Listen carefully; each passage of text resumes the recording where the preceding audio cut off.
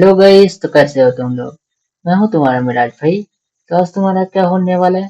Solution of a quadratic equation by factorization method. हम लोग क्या करेंगे, पहले समझेंगे कि फैक्टराइजेशन मेथड होता क्या है। उसके बाद क्या करेंगे, तुम्हारा जो एग्जांपल नंबर 3 है उसे क्या करेंगे, फैक्टराइजेशन मेथड से सॉल्व करने की कोशिश करेंगे। ठीक है। अगर तुम्हें याद होगा तो मैंने क्या करवाया था, एक्सरसाइज 4.1 में क्वेश्चन नंबर 2 सॉल्व करवाया था। ठीक है। जिसमें मैंने बताया था कि क्या करना है, जो भी तुम्हें क्वेश्चन दिया हुआ है उसे क्या करना है, क्वाड्रेटिक इक्वेशन के फॉर्म में रिप्रेजेंट करना है। ठीक है। हम लोगों ने क्या करवाया था, क्वाड्रेटिक इक्वेशन के फॉर्म में रिप्रेजेंट किया था, लेकिन उस क्वाड्रेटिक इक्वेशन का रूट्स भी फाइंड किया था यूजिंग फैक्टराइजेशन मेथड। तुम्हें अगर तुम लोगों ने वो लेक्चर देखा होगा तो आसानी से क्लियर हो जाएगा, अगर नहीं देखा फिर भी कोई बात नहीं, हम लोग क्या कर लेंगे, समझ लेंगे। ठीक है। देखो, ये तुम्हारा लेक्चर नंबर 12 है। ठीक है। और याद रखना, सभी लेक्चर एक सीरीज में आ रहे हैं, तो तुम वन बाई वन देखोगे तुम्हारे लिए ही फायदा होगा, तो जाकर देख लेना। तो मैं क्या करता हूँ, पहले इस एग्जाम्पल को नीचे करता हूँ, उसके बाद समझने की कोशिश करते हैं। ठीक है। देखो, तुम्हें क्या बताना है, solution of a quadratic equation. इसके पहले मैं तुमसे पूछता हूँ कि general form of a quadratic equation क्या होता है।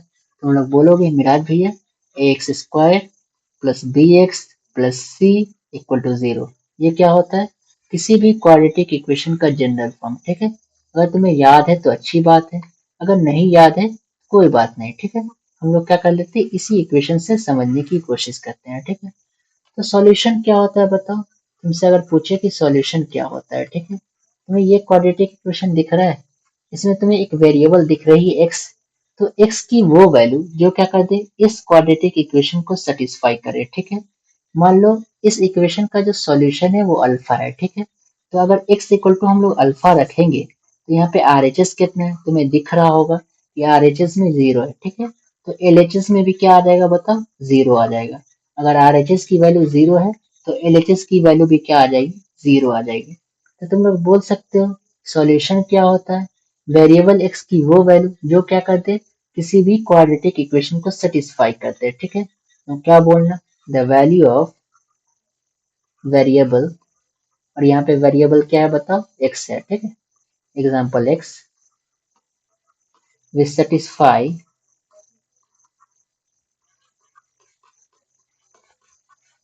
The quadratic equation. ठीक है।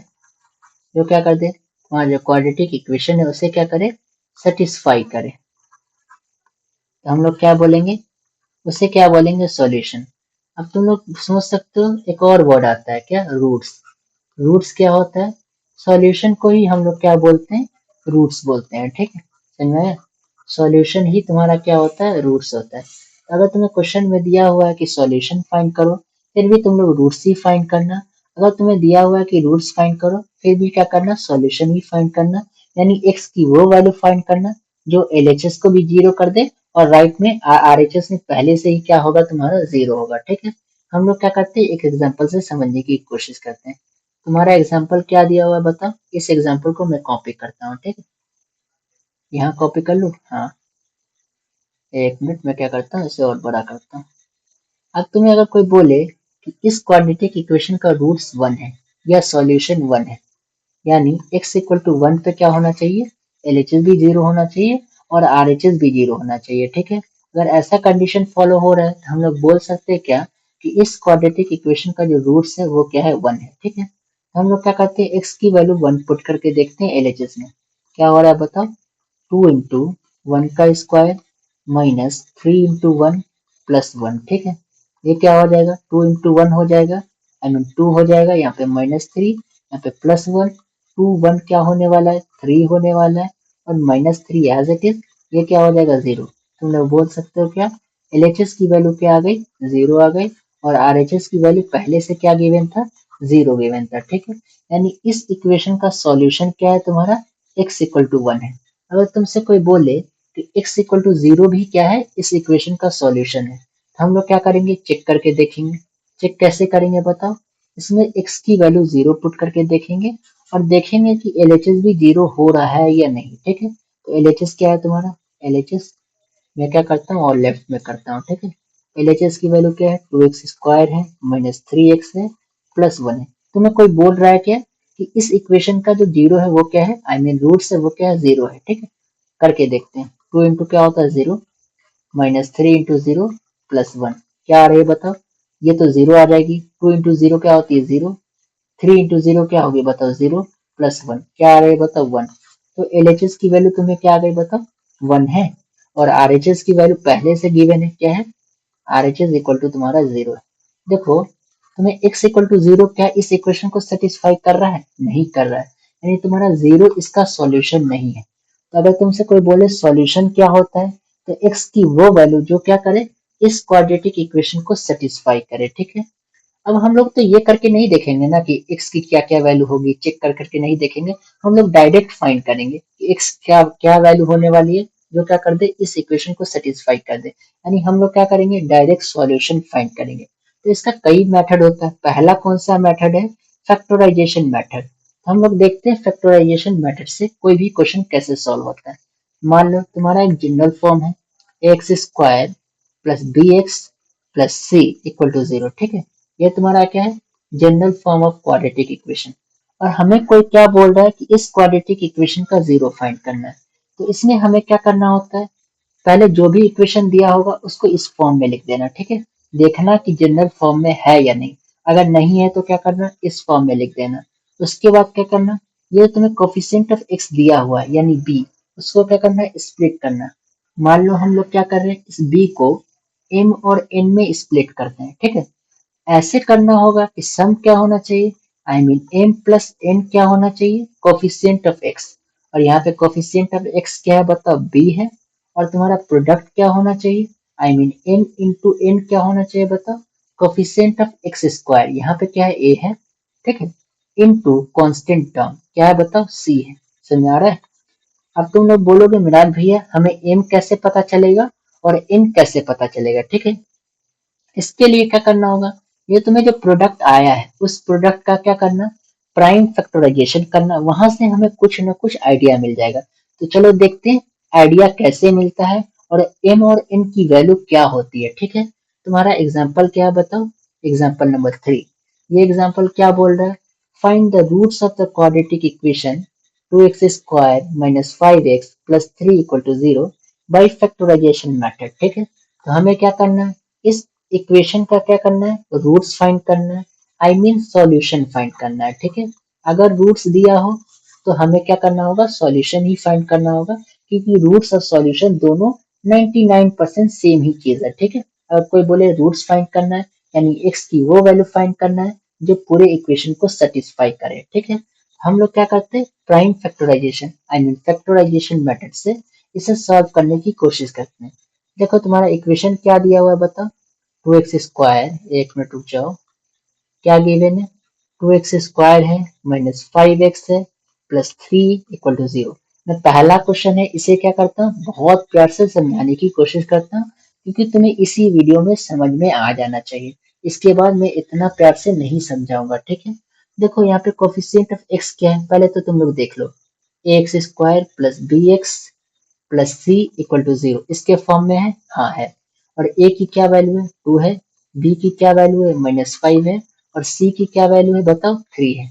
यहाँ तक तो क्लियर है ना। मैं क्या कर लेता हूँ, यहाँ पे बाई पार्ट कर देता हूँ। ठीक है, अब मैंने क्या बोला था, तुम्हें बी को स्प्लिट करना है, बोले तो किस फॉर्म में, एम और एन के फॉर्म में। ठीक है, एम और एन के फॉर्म में तुम्हें क्या करना है, स्प्लिट करना है, such that m plus n क्या आना चाहिए तुम्हारा, बी के बराबर आना चाहिए। और यहाँ पे बी की वैल्यू क्या है बताओ, बी की वैल्यू -5 है, यानी तुम्हारा जो सम है वो क्या आना चाहिए, -5 आना चाहिए। ठीक है, क्या बोल सकते हो, सम यानी m प्लस n क्या आना चाहिए, -5 आना चाहिए। और प्रोडक्ट क्या आना चाहिए बताओ, m इंटू एन आना चाहिए, a इंटू सी आना चाहिए, बोले तो coefficient of x² into constant term. ठीक है, तुम्हारे यहाँ पे कांस्टेंट टर्म क्या है, सी है। और ए की क्या वैल्यू है बताओ, 2 है। तुम लोग बोल सकते हो 2 इंटू 3 आना चाहिए, यानी 6 आना चाहिए। यानी क्या बोल सकते हो कि प्रोडक्ट क्या हो जाएगा तुम्हारा, प्रोडक्ट क्या आने वाला है, एम इंटू एन, वो क्या आने वाला है बताओ, 6। और मैंने बताया था क्या कि एम की वैल्यू तुम्हें कहाँ से आइडिया लगे कि एम की वैल्यू क्या होगी और एन की वैल्यू क्या होगी। तुम लोग को क्या देखना है, जो प्रोडक्ट आया है उसे देखना है। और उसका क्या करना है, प्राइम फैक्टराइजेशन करना है। ठीक है, देखो यहाँ पे तुम 6 का प्राइम फैक्टराइजेशन करोगे तो क्या हो जाएगा बताओ, 6 2 से करना है। ठीक है, क्या हो जाएगा बताओ, 3 हो जाएगा। फिर 3 से करना क्या हो जाएगा, 1 हो जाएगा। 1 से करना 1 हो जाएगा। ठीक है, एक मिनट रुक जाओ, क्या हो रहा है, 1 से करोगे 1 हो जाएगा। तो हमारे पास क्या नंबर आ रहा है बताओ, 2 आ रहा है, 3 आ रहा है, 1। तो 1 को मतलब 2 और 3 को देखो। ठीक है, 2 और 3 को देखो तो तुम लोग क्या कर सकते हो, तुम्हारे पास 2 चॉइस है। m की वैल्यू क्या ले सकते हो, या तो 2 ले सकते हो या तो -2 ले सकते हो। ठीक है, n की वैल्यू क्या ले सकते हो, या तो 3 ले सकते हो या तो -3 ले सकते हो। ठीक है, देखो अगर हम लोग क्या लेते हैं, m की वैल्यू 2 लेते हैं, पहली बार है इसलिए थोड़ा अच्छे से समझा रहा हूँ, और n की वैल्यू 3 लेते हैं, क्या हो जाएगा, m प्लस n की वैल्यू क्या हो जाएगा, 2 प्लस 3 5 हो जाएगा। ठीक है, क्या हमें 5 लाना था, नहीं, हमें -5 लाना था। यहाँ पे तुम्हारा क्या है, -5 है, तो हम लोग क्या करेंगे, m की वैल्यू को -2 लेंगे, n की वैल्यू को क्या लेंगे बताओ, -2 लेंगे, और n की वैल्यू को क्या लेने वाले हैं, -3 लेने वाले हैं। यानी m प्लस n क्या हो जाएगा बताओ, m प्लस n की वैल्यू -2 -3 क्या हो जाएगा, -5 हो जाएगा। यहाँ तक तो क्लियर है ना, कि m प्लस n की क्या वैल्यू होने वाली है, -5 होने वाली है। और m इंटू n की क्या वैल्यू होने वाली है बताओ, बोले तो -2 इंटू -3, ये वैल्यू कितने आने वाली है बताओ, 6 आने वाली है। और माइनस इंटू माइनस क्या होता है, +5, आई मीन प्लस हो जाता है, तो +6। और क्या हमें +6 ही लाना था प्रोडक्ट, हाँ, हमें प्रोडक्ट में +6 ही लाना था। तो हम लोग क्या कर लेंगे, m की वैल्यू को -2 मान सकते हैं, और n की वैल्यू को क्या मान सकते हैं, -3। तो हमारा काम हो सकता है। ठीक है, अगर हम लोग ऐसा कर लेते हैं तो हमारा काम क्या हो जाएगा, हो जाएगा। तुम्हारा इक्वेशन क्या दिया हुआ बताओ, एक मिनट मैं इक्वेशन को कॉपी पेस्ट मार लेता हूँ। ठीक है, उसके बाद इसे सॉल्व कर लेते हैं। तुम्हारा इक्वेशन क्या था, ये प्योर इक्वेशन था। इसके बाद हम लोग क्या करेंगे, ये तुम्हारा b है, आई मीन -5 है, इसको स्प्लिट करेंगे। कैसे, पहले क्या हो जाएगा, 2x², उसके बाद हम लोग क्या ले सकते हैं, -2x -3x। ठीक है, उसके बाद तुम्हारा +3 जो है उसे as it is equal to 0। देखो ये जो -5 था, इसको हम लोग क्या कर सकते हैं, -2x और -3x के फॉर्म में लिख सकते हैं। ठीक है, कुछ गड़बड़ नहीं होगा, बिल्कुल नहीं होगा। ठीक है, अब ये दोनों टर्म को देखो और ये दोनों टर्म को देखो, कुछ कॉमन आ रहा है, हाँ मेरा भैया, क्या कॉमन आ रहा है तुम्हारा, यहाँ से तुम्हारा कॉमन आ जाएगा, क्या आ जाएगा बताओ, यहाँ से तुम्हारा 2x कॉमन आ सकता है। ठीक है, क्या हो जाएगा 2x, एक मिनट रुक जाओ, अगर 2x कॉमन ले लेते हो तो क्या हो जाएगा, x-1, और यहाँ से -3 अगर कॉमन ले लेते हो तो क्या हो जाएगा, x-1। तुम लोग क्या करना, अगर तुम्हें नहीं, कभी भी नहीं क्लियर हो, तो जो भी यहाँ पे है उसे क्या करना, इससे मल्टीप्लाई और इससे मल्टीप्लाई करके देखना, तुम्हें यही आ जाएगा। पहली बार मल्टीप्लाई करोगे तो -3x, और 1 से मल्टीप्लाई करोगे तो +3 आ जाएगा। ठीक है, अब हम लोग क्या कर सकते हैं बताओ, x-1 को और x-1 को कॉमन ले सकते हैं। ठीक है, क्या हो जाएगा, x-1, और यहाँ पे क्या सेव हो रहा है, 2x। ठीक है, 2x हो जाएगा, यहाँ पे क्या सेव हो रहा है, -3 इक्वल टू क्या आने वाला है, 0। तो x की वैल्यू क्या होने वाली है बताओ, -1 इक्वल टू 0। तो तुम लोग क्या बोल सकते हो, x की वैल्यू क्या हो जाएगी, x इक्वल टू 1 हो जाएगा। और तुम्हारा दूसरा वैल्यू क्या होने वाला है, एक minute, 2x -3 equal to 0। 2x की वैल्यू क्या होने वाली है, 3, तो x की वैल्यू क्या हो जाएगी, 3/2। ठीक है, तो एक x की वैल्यू क्या हो सकती है, 1 हो सकती है, और दूसरी x की वैल्यू क्या हो सकती है, 3/2 हो सकती है। अब तुम लोग क्या कर सकते हो, इसमें पुट करके देखना, और तुम्हें पता चल जाएगा कि तुम्हारा जो आंसर आया वो सही आया नहीं। ठीक है, तुम्हारा इक्वेशन क्या था बताओ, 2x² है, -3x है, -3x है कि 5x है, 5x है। ठीक है, हम लोग क्या ले लेंगे, -5x, ये क्या हो जाएगा तुम्हारा, ये होने वाला है -5x। ठीक है, +3 इक्वल टू 0। अब हम लोग क्या करते हैं, एलएचएस में 1 पुट करके देखते हैं, I mean x equal to 1 put करके देखते हैं। ठीक है, क्या होता है, देखो जब x की वैल्यू 1 पुट करोगे तो क्या हो जाएगा, 2 इंटू 1 -5 इंटू 1 और स्क्वायर। ठीक है, +3 इक्वल टू क्या होने वाला है, 2 हो जाएगा, -5 हो जाएगा, +3 हो जाएगा, 2 3 क्या होता है 5, एंड -5 क्या होने वाला है 0। तो एलएचएस की वैल्यू क्या आ गई बताओ, 0 आ गई, जो कि आरएचएस की वैल्यू के बराबर है, वो भी क्या था, 0 था। यानी हमारा जो x इक्वल टू 1 है वो सही है। अब हम लोग क्या करते हैं, x की वैल्यू 3/2 रख के देखते हैं ये वैल्यू सेटिस्फाई करती है, ठीक है। क्या हो जाएगा, 2x² माइनस 5x प्लस 3 है, ठीक है। इसमें पुट करके देखो क्या हो जाएगा बताओ, 3/2 का स्क्वायर माइनस 5 × 3/2, ठीक है, प्लस 3। यहाँ तक तो क्लियर है ना। करके देखो 2 इंटू क्या होने वाला है, एक मिनट रुक जाओ, 2 इंटू क्या होने वाला बताओ, 9/4। इसे 2 इंटू 2 लिख दो, ठीक है, कोई बात नहीं।